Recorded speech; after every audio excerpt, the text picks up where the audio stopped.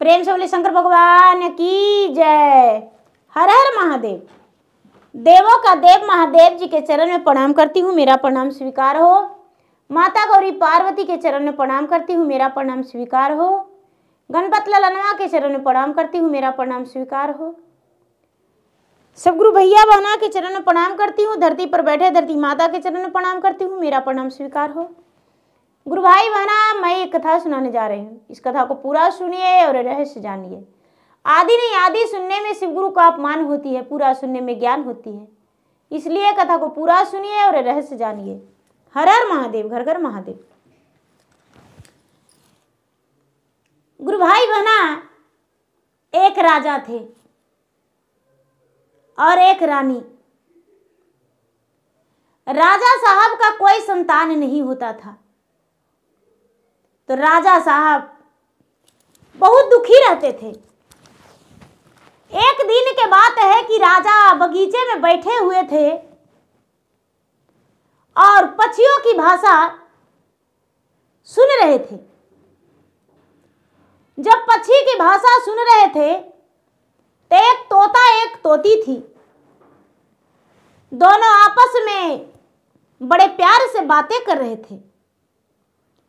राजा सुनते हैं उसके भाषा, तो तोता कहता है तोती से कि अरे तुम्हें कुछ पता है, ये जो राजा है बगीचा में बैठा हुआ है सुबह सुबह, ये राजा निसंतान है, इसका कोई संतान नहीं है।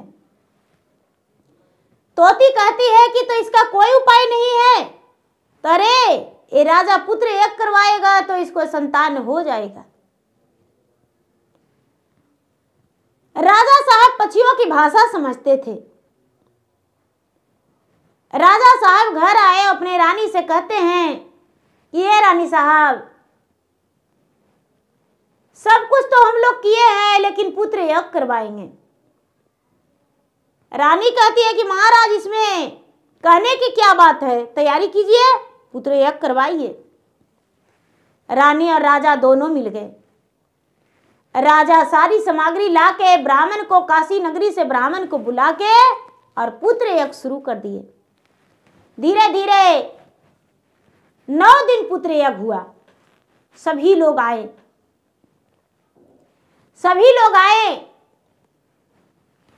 महात्मा लोग आए, यज्ञ करवाए। कन्याकुमारी को भोजन हुआ, सब कुछ वहां पे यज्ञ पूरा संपूर्ण हो गया। धीरे धीरे समय बीतने लगा। कुछ ही दिन के बाद रानी गर्भवती हो गई। 9वां महीना के बाद एक सुंदर पुत्र जन्म लिया। जब सुंदर पुत्र जन्म लिया तो राजा सोचते हैं कि मेरा लड़का तो हो गया है, लेकिन 12वें दिन राजा छठी बरही का तैयारी किए और काशी नगरी से राजा साहब ब्राह्मण बुलवाए। काशी नगरी से ब्राह्मण बुलवाए राजा साहब। जब ब्राह्मण आए तो पतरा देखते हैं तो ब्राह्मण के आंखों से आंसू झरझर झरझर गिरने लगा। जब पतरा देखे तो आंखों से आंसू गिरने लगा, तो ब्राह्मण को मुख देखकर राजा कहते हैं कि महाराज, आंखों से आंसू क्यों गिर रहा है? ब्राह्मण की बात सुनकर राजा जब पूछे तो राजा की बात सुनकर ब्राह्मण कहते हैं,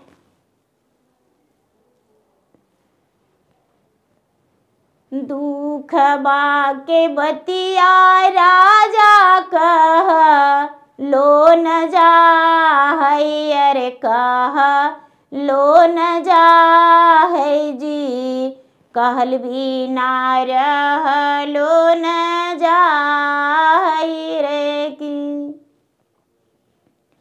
धरती फटा तो राजा खिला, तिया का सवायर खिला, तिया का सवाजी, एहू रे पातरवा नाही देखती रे की।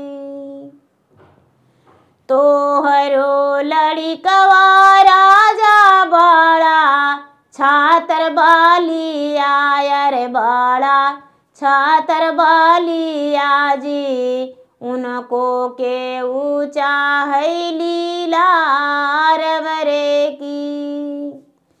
जेहि दीन करवा राजा बेटा के विवाह वायर बेटा के विवाह वाजी, वही दीना बेटा मरी जाइए रे की। एक गुरु भाई बहना ब्राह्मण है जो कहते हैं कि क्या बतावे, लगता है कि धरती फट जाए जो समा जाए कि आकाश खिल जाए।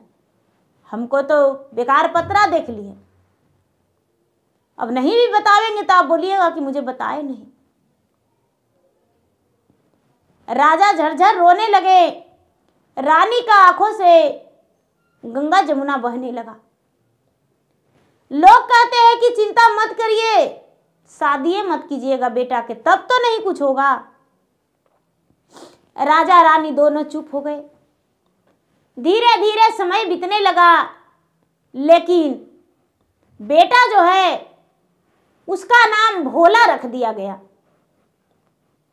राजा के बेटा का भोला नाम रख दिया गया।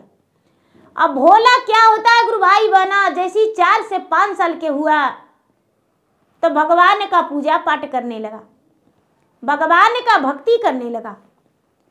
अब बिना भक्ति किए हुए एक दिन भी खाना नहीं खाता था।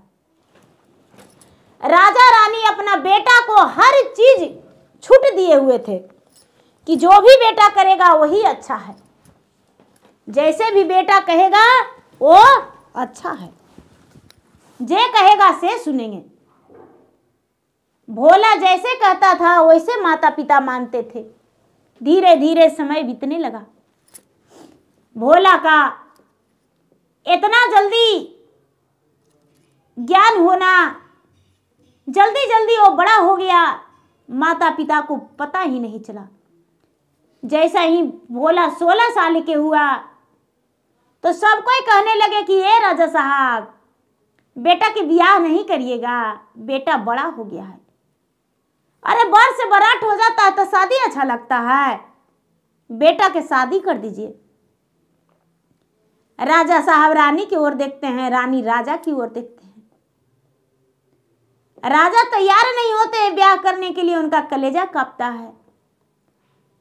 और रानी भी तैयार नहीं होती है, उसका भी कलेजा कांपता है। भोला के यार दोस्त के सबके शादी हो गया। अब भोला कहता है अपने माता पिता से,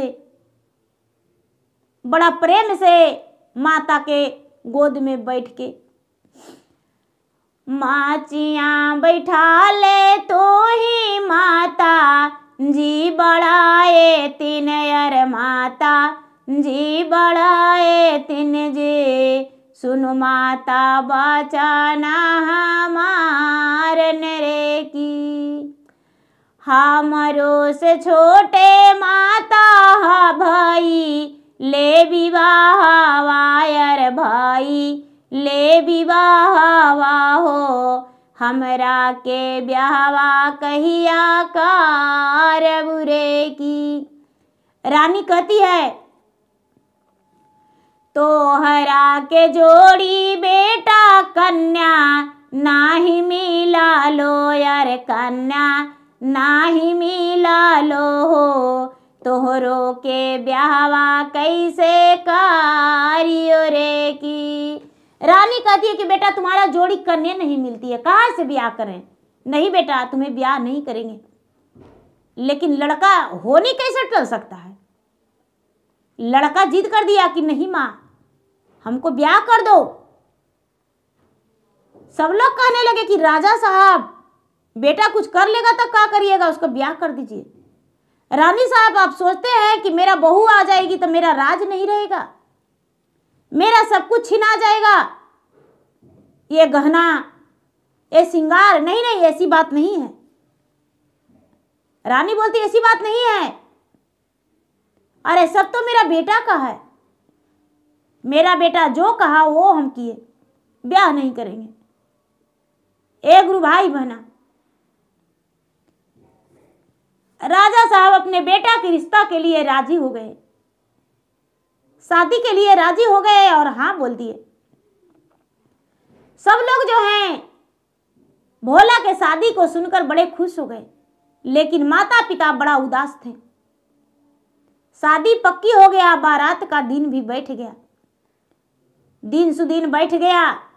अब क्या होता है गुरु भाई बहना, सब लोग शादी में तैयारी कर दिए। राजा का बेटा का बारात सज गया। राजकुमार अपने बारात लेकर अपना ससुराल चल दिया।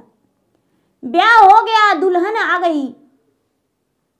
दुल्हन आ गई 16 श्रृंगार में सजी हुई, 32 हवन जड़ी हुई, लाल सी जोड़ा दुल्हन पहनी हुई थी।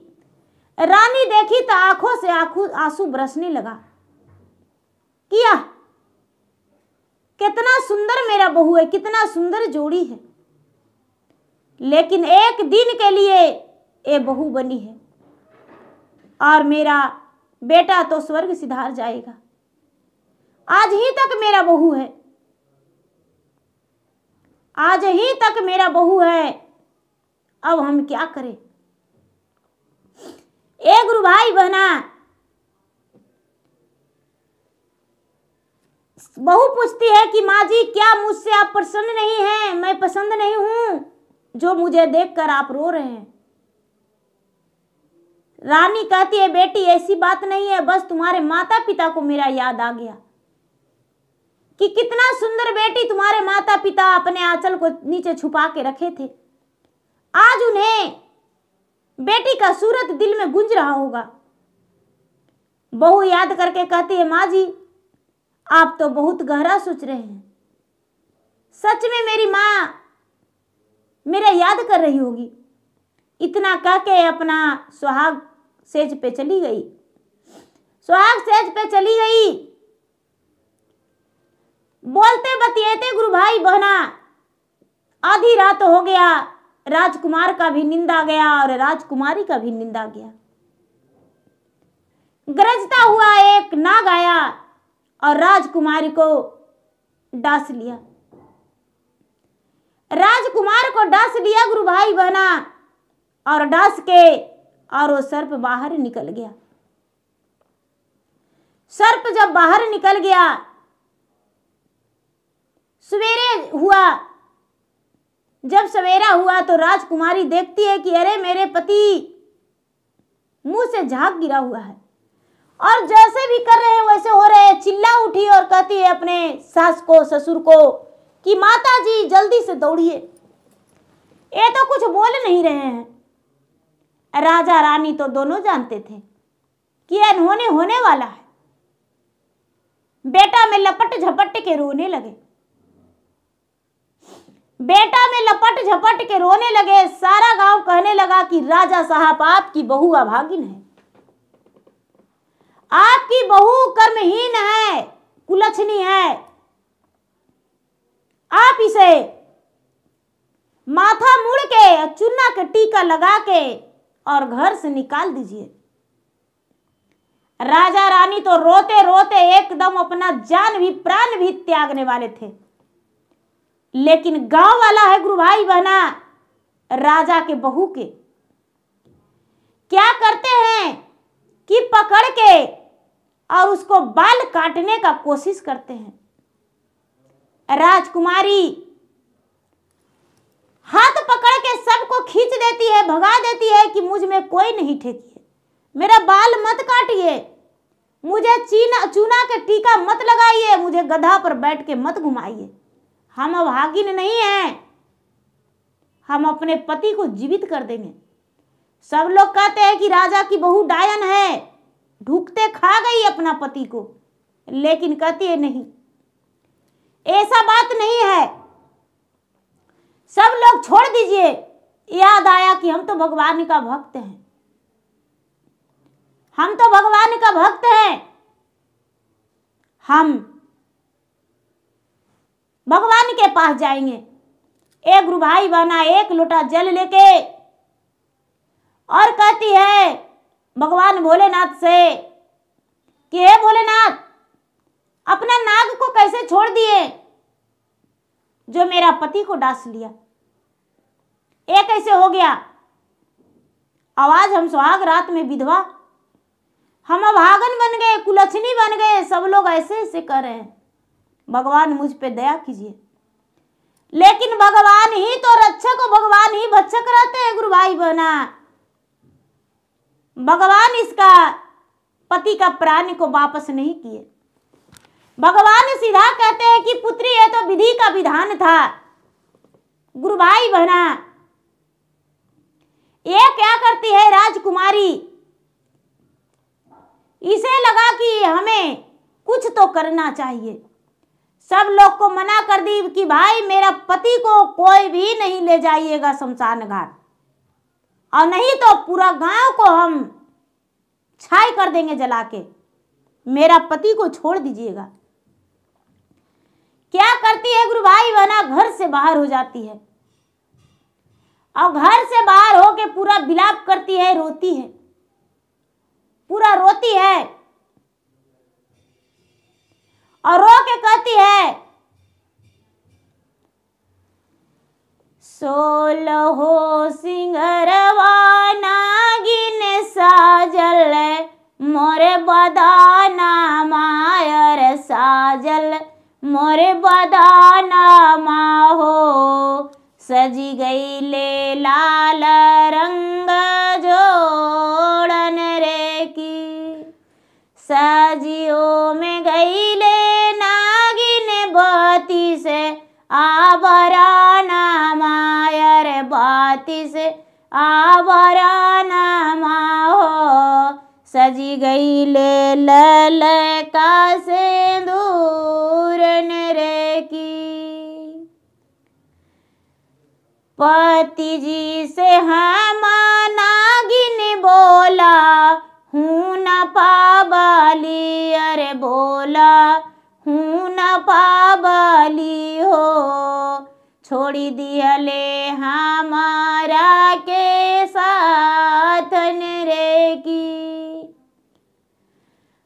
लाल का चुंदरिया नागिन कैसे हम उतारियो, अरे कैसे हम उतारी आई हो, कैसे धोइयो मांग कैसे दूरन रे की, कैसे में फोरियो नागिन हाथे शंखा चूड़िया, अरे हाथे शंखा चूड़िया हो, कैसे उतारियो बती सबरान मरे की।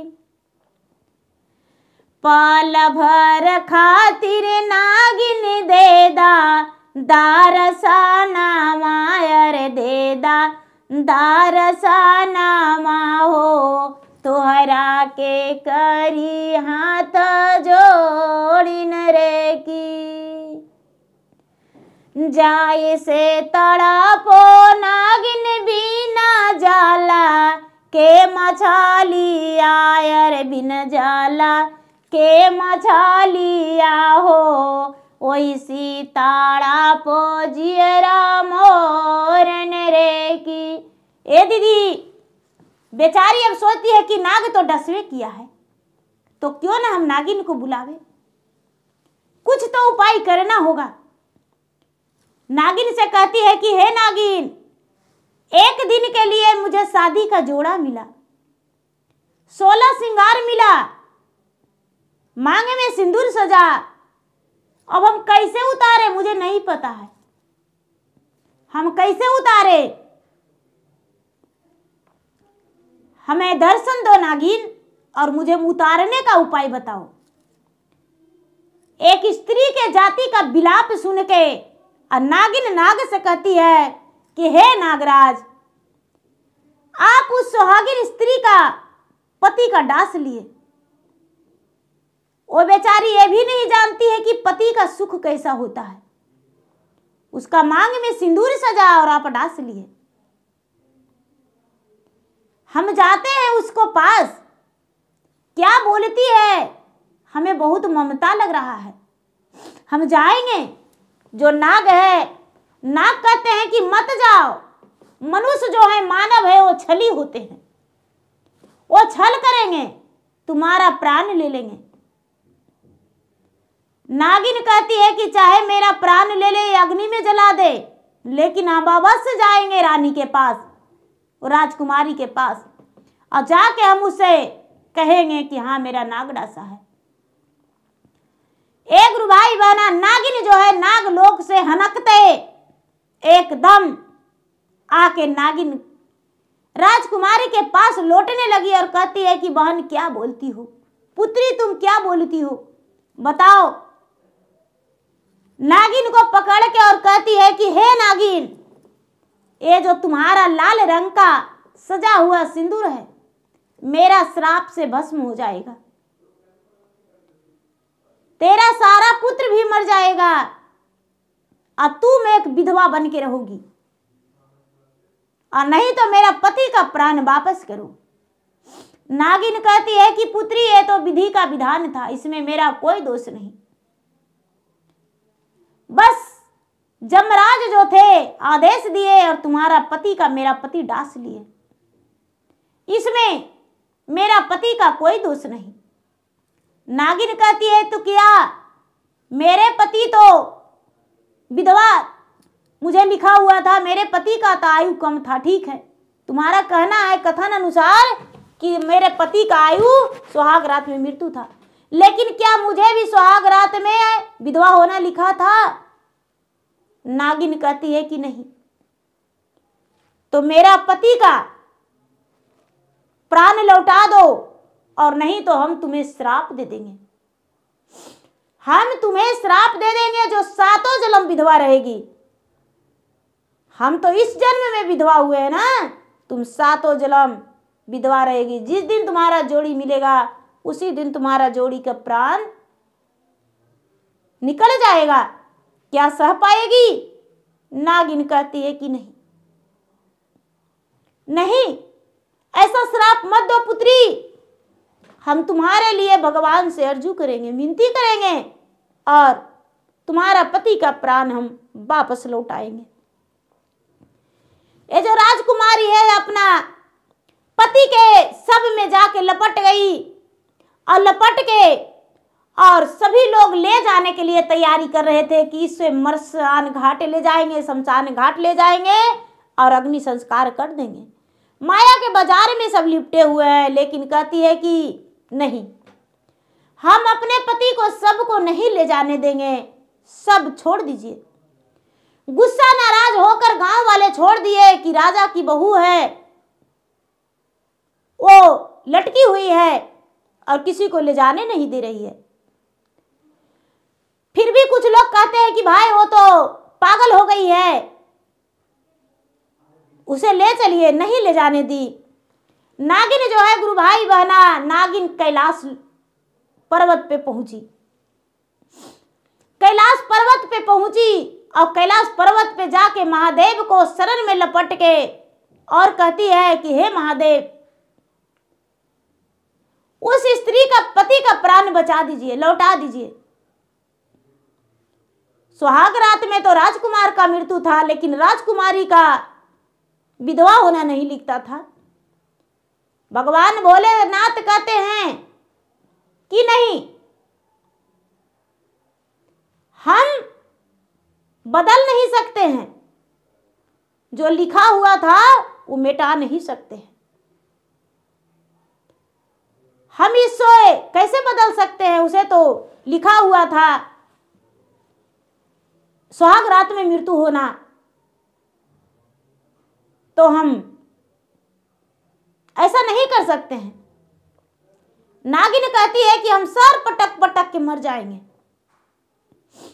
पार्वती से नागिन कहती है कि हे देवी पार्वती, आप तो एक स्त्री हैं, तो उसका प्राण को लौटा दीजिए।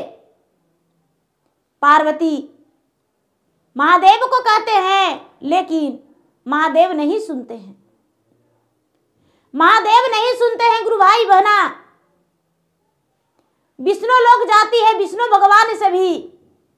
नागिन कहती है कि हे विष्णु भगवान, उसका पति का प्राण लौटा दीजिए, लेकिन वो नहीं लौटाते हैं। ब्रह्मा जी के पास भी जाती है नागिन। ब्रह्मा जी उसका पति का प्राण नहीं लौटाते हैं। अब नागिन के हाथों में कोई उपाय नहीं था। कहती है कि विधवा बनने से बढ़िया है कि हम अपना नागराज को मनाएंगे। इच्छाधारी नाग है मेरे पति, तो हम अपना नागराज को मनाएंगे।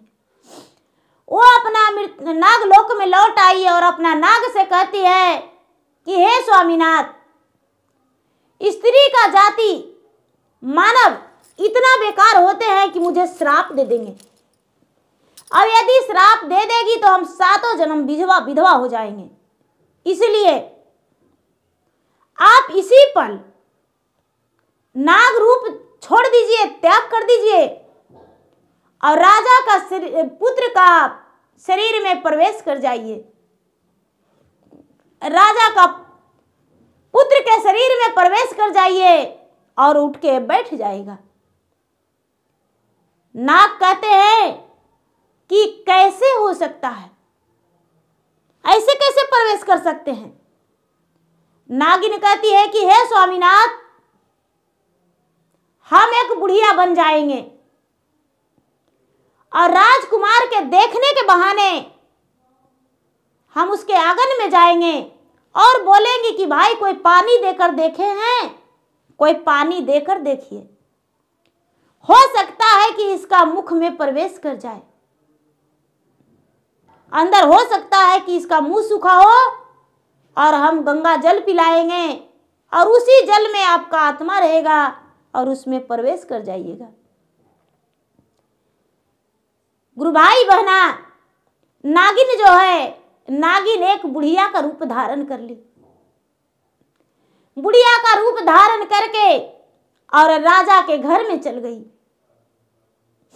राजा के घर में जाके पूरे भरल समाज में जाके और कहती है कि अरे बहन जी, इतना बड़ा घटना कैसे घट गया, क्या इन्हें कोई पानी पिला के देखे हैं, पानी पिलाइए। सब लोग कहते हैं कि अरे मरल पानी पीता है, सुबह में ये मरा है, रात में मरा है, सुबह बीत गया, रात बीत गया, फिर सुबह हो गया, यानी तीसरा दिन होने वाला है। ये तो पागल है राजकुमार की पत्नी कि मतलब सबको नहीं उठाने दे रही है, तो ये बच जाएगा क्या। बुढ़िया कहती है एक बार चुल्लू भर पानी तो दे के देखिए। सब लोग कहते हैं मरलका के पानी दे के क्या करेंगे। बुढ़िया कहती है कि अरे हम ही एक बार दे देंगे पानी तो क्या होगा, हम ही पानी दे देंगे। ये दीदी क्या होता है कि कुआं से पानी निकाल के वो नगिनिया जो स्त्री बनी हुई थी बुढ़िया के रूप में, वो जाके पानी पिलाती है और अपना पानी पिलाते ही राजकुमार हिलने लगता है। राजकुमार हिलने लगता है गुरु भाई बहना, और उसका शरीर में प्रवेश कर जाता है। राजकुमार शरीर में प्रवेश करता है। ये जो नागिन है, नागिन क्या करती है कि बुढ़िया का रूप जो है त्याग करती है और अपना प्राण को त्याग देती है और एक नागिन बन जाती है। नागिन मर जाती है वहीं पे, और जो नाग है, नाग का आत्मा राजकुमार के शरीर में प्रवेश कर जाता है। राजकुमार के आत्मा शरीर में राजकुमार के आत्मा जो है, नाग के आत्मा राजकुमार के शरीर में प्रवेश कर जाता है और श्री राम जय शिव गुरु जय भोलेनाथ हर हर महादेव करते राजकुमार बैठ जाते हैं। सब लोग देख के चकित है गुरु भाई बहना कि अरे वो बूढ़ी माता कहाँ चले गए, 2-4 व्यक्ति वहां पर थे, कहाँ चले गए, कहाँ चले गए, लेकिन उसे नागिन बनते कोई नहीं देखे। जब नागिन बनते कोई नहीं देखे दीदी, देखते हैं कि एक सर्प मरा हुआ है। कहते अरे अरे अरे अरे ही सप्पा लगता है काटा है राजकुमार के, देखिए सप्पा मर गया और राजकुमार बच गए। सब लोग कहते हैं कि अरे बाप रे बाप, इतना विषैला सर्प इनको काटा था। राजकुमारी जो है गुरु भाई बहना नागिन के हाथ में लेके कहती है कि हे नागरानी, ये एहसान आपको हम जन्मों जन्मांतर तक नहीं भूलेंगे। आपने मेरे कारण प्राण को त्याग दिए, मेरे पति को जिला दिए। शायद मेरे पति को प्राण बचाने के लिए आप कितना किए होंगे और भगवान आपसे आपका प्राण मांगे होंगे, और आप मेरे पति के प्राण बचाने के लिए अपना प्राण त्याग दिए। राजकुमारी को नहीं पता था कि नाग जो है मेरे पति के शरीर के अंदर उसका आत्मा है। नागिन को बड़ी बढ़िया से राजकुमारी अपने ससुर को, सास को बोली, पति को बोली कि इसका फूलों के हार पहना के और जहां हम सोते हैं उसी कमरा में इसे मिट्टी में दबा दीजिए। प्रतिदिन हम पूजा करेंगे इसको, इस नागिन को हम उसी जगह पे प्रतिदिन नागिन का नाम से पूजा करेंगे। सब लोग कहने लगे कि नहीं नहीं, दरवाजे पर सुंदर सा फूल के गजला पूरा शरीर में पहना के और मिट्टी में दबा दिए, और रानी राजकुमारी रोज उसको पूजा करने लगी। उसके पति का प्राण वापस लौट गया। सब लोग कहने लगे कि बाप रे बाप, राजा के जो बहू है, राजकुमार की पत्नी कितने भाग्यशाली है, अपना पति का प्राण वापस ले आई,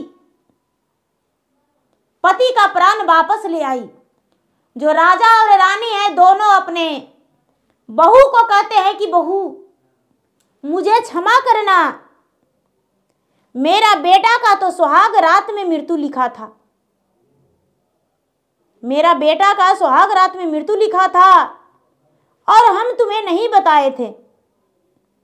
राजकुमारी कहती है कि पिताजी इसका कोई जरूरत भी नहीं था,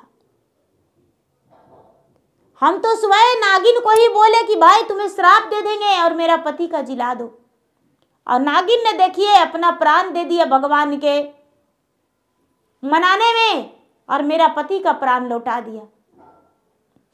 गुरु भाई बहना, अब जो राजकुमारी है अपने पति के साथ सुखी जीवन बिताने लगी। अब उसका जो नाग का प्राण था उसे याद भी नहीं कि हम नाग योनि में थे, क्योंकि नागिन पहला कबूल कर ली थी कि जब मानव तन में आप रहेंगे तो आपको ये कल विसारना होगा। इस कल को बारे में आपको नहीं जानकारी होना चाहिए, आप मानव बन के ही रहेंगे और राजकुमारी का पति राजा के पुत्र, रानी का पुत्र बन के रहेंगे और सुखी जीवन बिताएंगे। गुरु भाई बहना, जब राजकुमार जीवित हो गए तो राजकुमार तो भगवान के भक्त थे, राजकुमारी भी भगवान के भक्ति करती थी, भोलेनाथ के भक्ति करती थी। अपने सास को, अपने ससुर को बोली कि भाई इतना बड़ा काम हुआ है, मेरे पति का जीवन दान मिला है, तो क्यों ना ये वो चर्चा रखें। सब लोग बोले कि भाई चर्चा रखिए, खुशी खुशी चर्चा कीजिए। पूरा मौजे को निमंत्रण मिला कि चर्चा मेरे घर में है, राजा के राजद्वार में चर्चा है। सब लोग चर्चा में आए और चर्चा में खूब भजन किए, कथा कहे, वहाँ भंडारा हुआ और भंडारा करके राजा साहब की यहाँ चर्चा संपन्न करके सब अपने अपने घर गए। राजकुमार, राजकुमारी, राजा, रानी सब सुखी जीवन बिताए। समय आने पर भगवान के दया से बेटा बेटी सब भर गया। अब उनके घर में कोई कमी नहीं था, सब सुख की प्राप्ति हुई।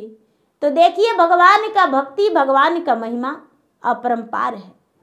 जो भगवान करते हैं वही होता है, अपना पर क्लेम नहीं लेते हैं।